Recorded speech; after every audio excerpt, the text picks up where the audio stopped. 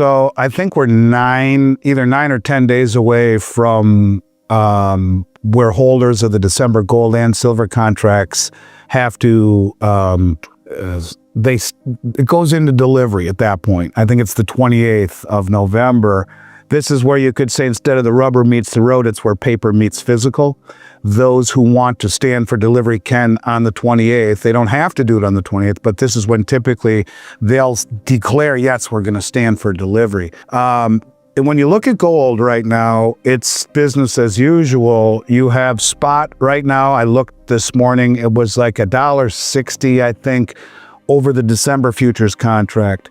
And that is classic Contango, right? And so you have the futures price is going to be and it's actually under the December futures contract. Excuse me, spot is about $1.60 under the December futures contract, which is classic Contango, which means the further out you go, you're supposed to pay a higher price, and that takes into account things like storage, interest expense, the cost of money. So in other words, if the spot was 4,100 an ounce, it would be 4101.50, something like that for the December futures contract. As we get much closer to the end of the contract, when you can stand for delivery, it should get narrow and narrow and narrow and get closer to 1-to-1. The further out you go, the larger that contango, the larger that interest expense, the larger the cost of storage. That's normally how it works. So if you go a year out, it may be $25 an ounce more because of the cost of money, the cost of interest, and the people who are betting on it says, yeah, it's going to be 25 bucks higher in a year. That's contango. Backwardation is something you don't see in the metals market very often. It's where the spot price is over the futures price. Not under like gold and contango in normal market, but over. And that's backwardation. And it's rare, especially this close to expiration. What it basically says is someone wants physical silver now, not later, and that they see tightness in inventories and immediate demand is outpacing the expected supply. In other words, I don't care what the futures say, I will pay more for it today. I don't want to give you, kind of like what the banks are saying. I don't want to wait one day. This is, I don't want to wait any time at all. I want it right now. And this kind of spread, especially as we get close to expiration, doesn't happen unless something's off. And it usually comes right before a big move in the metals market. So I think it's interesting to see, this is what we've been talking about for a long time. Now, you know, for a minute, we saw the market when 50 plus million ounces found their way to London. We saw the market shift from big backwardation as much as $3 an ounce to contango, as it's supposed to be, lasted not more than a day or two, if that. And now all of a sudden we're back in backwardation again. And that just simply says a lack of trust. And this a theme we see everywhere, whether it be the leaving or the dumping of treasuries by countries like Japan, who have their own problem right now with the $110 billion stimulus package that they're throwing out because the yen is collapsing to a 35-year low. But you're seeing it with, the world doesn't trust our treasury market anymore because of fiscal irresponsibility and sanctions like we did to Russia. And Trump saying a 500% tariff if you support Russian energy purchases. Well, that's not a tariff, that's a sanction. They don't trust us. The banks don't trust each other. And now the exchanges, the players within the biggest exchanges on the planet don't trust each other, to the point where they say, nah, I'm going to pay more for it right now than I will for it in the future. That is backwardation. That, again, the theme is no one trusts each other. And that's a problem in a world where everything is based upon trust. And if the trust is eroded, if your wife cheats on you, how long does it take for you, if ever, to get that trust back? Now, that's a bad analogy, but the point is the same. You know, we are a country, we're the good guys. We were based on, you know, a moral high ground and doing the right thing. And you could argue, whether it be the constant political bickering, whether it be, you know, the way the world looks at us, being in Iraq, yet passing judgment for 22 years, mind you, we're still there. We never found the weapons, but the way we passed judgment on Russia. Now, I'm not making making a statement on either, but I'm just saying the world looks at us as being hypocritical. And the treasury market, based on trust, with massive fiscal irresponsibility and countries wondering if they're going to be the next one to be sanctioned, everything seems to be eroding in terms of trust. When trust in institution, in currency, in the judicial system, even all the way up to the Supreme Court. Look at what's happening on the Federal Reserve. We don't trust them anymore either. We're finding the members of the Federal Reserve are doing illegal things that we would go to jail for, but they just get fired from the Federal Reserve. It is a lack of trust across the board, and that is not what strong economies and resiliency is born from. In fact, quite to the contrary. To me, it is far more discouraging and threatening to this system than just about anything else. You know, every time we approach the end of a major delivery month, people start asking me, Andy, is this the moment? Is this when the system gets exposed? Is this the month where paper finally meets physical? And I always say the same thing. Eventually, one of these delivery months will go down in the history books. Not because someone yells fire, but because someone quietly tries to open the door and realizes it's locked from the outside. And here we are again. We're 9, maybe 10 days away from the point where holders of December gold and silver contracts decide whether they're actually going to take delivery. The date circled on everyone's calendar is November 28th. That's the moment the game changes from theory to practice. You could say it's where the rubber meets the road, but really in this market, it's where paper meets physical. And these days, that feels less like a handshake and more like a collision. People don't appreciate how big this moment is. They think delivery month is just an obscure technical detail that nerdy metals guys obsess over. But here's why it matters. This is when traders get to declare, I'm not rolling my contract. I'm not taking cash settlement. I'm not playing the casino game. I want the real thing. Give me the metal. Now let's look at gold first, because gold, at least on the surface, still behaves like a normal market. When I checked this morning, spot gold was trading about $160 under the December futures contract. That's classic Contango. That's how it's supposed to work. In a normal world, futures cost more the further out you go. Why? Because you're pricing in storage. You're pricing in financing costs. You're pricing in the time value of money. If spot was, say, $4,100 an ounce, the December contract might be something like $4,115 or $4,120.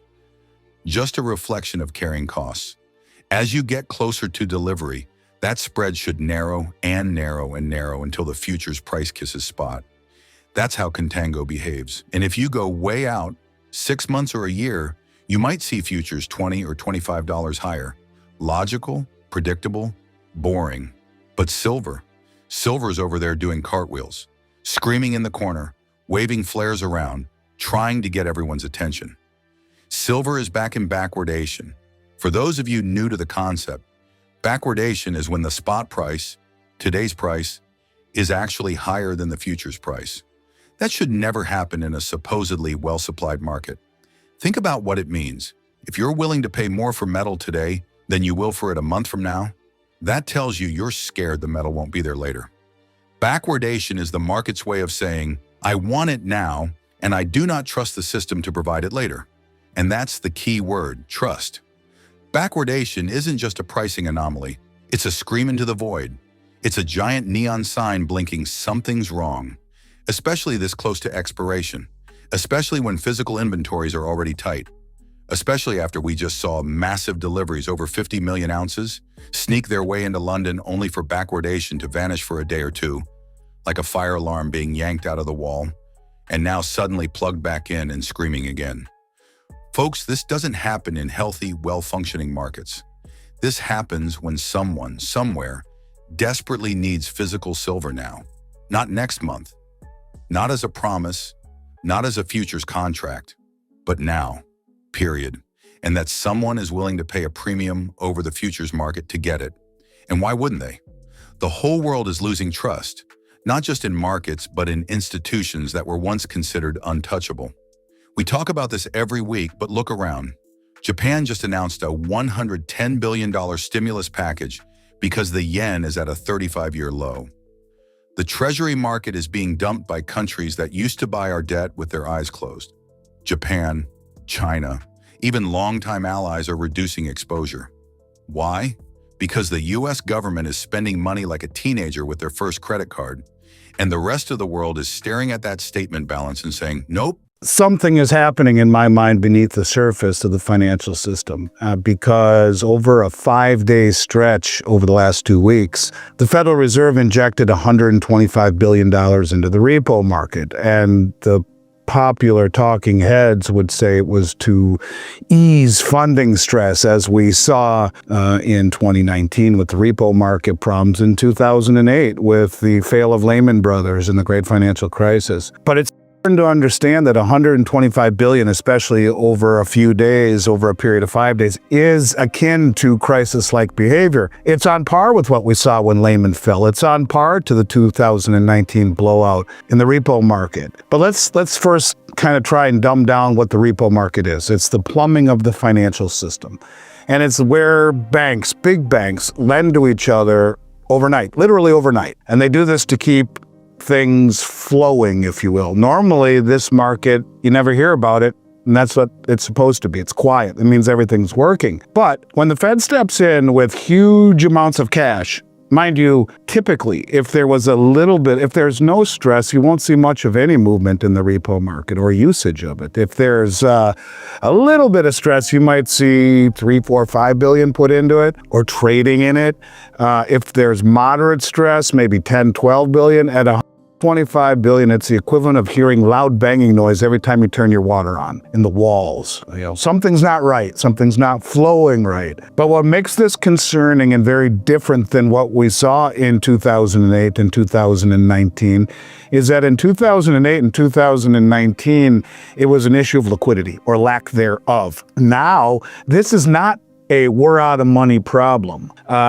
Today, the banks the big banks that would trade in the repo market actually have twice the reserves that they had during the 2019 repo crisis. And in this environment, the Fed would rarely, if ever, inject liquidity into the overnight market when reserves are this high. In this environment, repo injection should be near zero, because the banks have enough money to trade with one another back and forth. It's just overnight exchanging collateral, typically treasuries, sometimes mortgage-backed securities or whatnot. But this isn't about money, it's about trust or lack thereof. And in essence, then again, banks are looking at each other and saying, not a chance in the world am I going to borrow anything or lend anything to you, or not even for one night. And because I'm not sure you're going to pay me back tomorrow morning. And the reason this matters is because you typically only see repo market stress right before market corrections. It's an ominous sign in that this is all about the lack of trust. And when the most well-informed traders on the planet,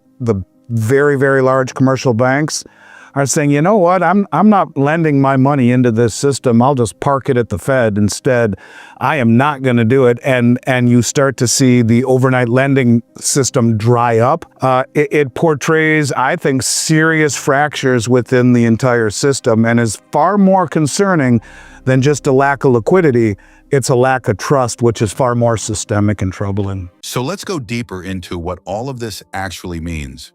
Because backwardation isn't just some nerdy footnote buried in a futures market glossary. It's the kind of thing that, if you understand it properly, makes the hair on the back of your neck stand up. And the reason it does is because it exposes the one truth Wall Street never wants the public to see.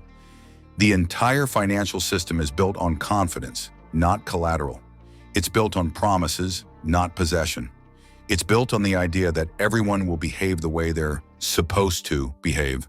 And when just a handful of people stop playing along, when they say, no thanks, I'm not rolling my contract, I want the metal, the system shudders. Backwardation is the early tremor before the earthquake. Let me explain why. In any market where supply is healthy and participants trust that supply, futures will always trade above spot. That's Contango. It's basic economics. Storage plus interest equals a higher price later. But backwardation flips that on its head. It says, the future may not look anything like the present. The metal may not be available tomorrow, so I'll pay more today than I will for a promise tomorrow. When does that happen? When a system is stretched thin, when inventories are tight, when industrial demand is rising, when refineries can't source metal easily, when sovereigns are competing quietly for the same stockpiles, and when trust is deteriorating so fast that the future itself feels uncertain. People tend to forget this, but gold and silver are thermometers. They take the temperature of the global financial body. When you see Contango collapse and backwardation appear, especially this close to a major delivery month, it's the same as a fever spiking. Something is wrong inside the system. And the reason I'm telling you this now, the reason I'm raising my voice about it, is because we're not just talking about some quirky little pricing distortion. We're talking about something that has been historically rare in silver, especially near expiration, becoming increasingly common. That's like seeing lightning strike in the same place twice. After the second or third time, you stop calling it coincidence. Let me tie this to something bigger. Look at what's happening in the treasury market. Not long ago, U.S. treasuries were the global anchor. Every major nation trusted them. They were the bedrock for global savings. Now, not so much. Japan, the largest foreign holder of treasuries, has been quietly selling. China has been shedding treasuries for years. Saudi Arabia is reducing exposure. Even allied nations are diversifying away. Why? Because they don't want to be caught holding the bag. They don't want to be the next Russia, whose reserves were frozen overnight. They don't want to be the next sovereign that wakes up to a sanction disguised as a tariff. You don't build a global financial empire by arbitrarily weaponizing its foundation. Yet that's what the US did, and it sent a shockwave through every central bank on the planet. And what do central banks do when they lose trust? They buy gold, record levels of gold, quietly, steadily, consistently. Not ETFs, not futures, not paper gold. They buy physical. Look at 2022. Look at 2023. The World Gold Council called it the highest level of central bank gold accumulation since 1950. You don't do that unless you see the writing on the wall. Silver, of course, isn't an official reserve asset, at least not yet, but it's the industrial cousin of gold. And in a world accelerating toward electrification, solar expansion, AI-driven data centers, and battery technology, silver is not only a monetary metal, it's a strategic resource. It's vital, it's irreplaceable, and it's running into a supply wall at the exact moment trust is collapsing. That's what backwardation is telling us. It's saying, like, we don't trust the future supply. We don't trust the COMEX to deliver. We don't trust the paper market to reflect reality. And guess what? They're right not to trust it. Over 1 billion ounces of paper silver trade every single day, just in London. Meanwhile, the Silver Institute estimated last year's entire global production at under 850 million ounces. Think about that. The LBMA trades more silver in a single day than the entire world mines in a year. And we're supposed to believe this is a price discovery mechanism? That's like determining the price of beef by trading cows on paper while pretending the ranchers don't exist. This is why premiums have appeared everywhere. China, Turkey, India, Singapore, even parts of Europe. Premiums are the real price. Spot is the fairy tale price. The price you pay for a physical ounce is the truth. The futures price is an IOU, backed by a promise, backed by a committee, backed by hope. I read a tweet yesterday that said, COMEX is like ordering a luxury condo off Airbnb. Looks great in the pictures, then you show up and realize it doesn't exist. That's not entirely fair, but it's also not entirely wrong. Let's talk about the elephant in the room, the industrial pivot. We're entering a world where the silver market isn't being driven by investors. It's being driven by industry. And industry does not negotiate with markets. Industry panics, industry hoards, industry overorders, industry prepays, industry drives shortages. When an industrial user loses faith in supply, they don't wait for a dip. They go to the very front of the line and buy whatever's available. Solar manufacturers are already warning that silver demand is rising faster than production. Battery manufacturers are quietly negotiating long-term supply contracts. Tech companies are increasing forward purchases. And sovereign wealth funds are accumulating physical metal through intermediaries, not exchanges. So when someone pays more for silver today than they would in December, that tells me the industrial users are sniffing out something the public hasn't seen yet. Now let me tie this into trust again. Look around the world. Trust in government? Failing. Trust in central banks? Crumbling, trust in the legal system. Divided, trust in public institutions. Falling off a cliff, trust in the dollar. Waning. Even trust in elections is fragmented. When society begins losing trust in its pillars, money flees to things with no counterparty risk. And the metals market is the first place that pressure shows up. Gold and silver are the "I don't trust you" assets. They're the exit door. And right now, millions of people, along with nations and corporations, are moving toward that exit quietly. Stay informed about the latest developments shaping the precious metals markets with regular updates from the Finance Daily team. Not only that, but as a subscriber, you'll also receive timely silver and gold price notifications and early access to groundbreaking news unavailable to the general public. Join our free gold and silver newsletter today, link in the description.